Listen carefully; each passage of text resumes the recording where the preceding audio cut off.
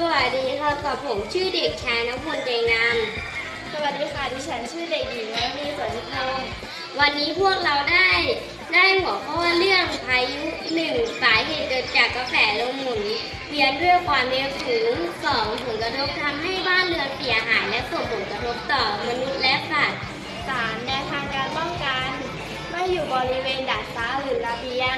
ปิดประตูหน้าต่างให้มิดชิดงดใช้เครื่องไฟฟ้าโทรศัพท์มือถือแล้วเมื่อเราเจอพายุเราสามารถนำ3หัวข้อนี้มาใช้ได้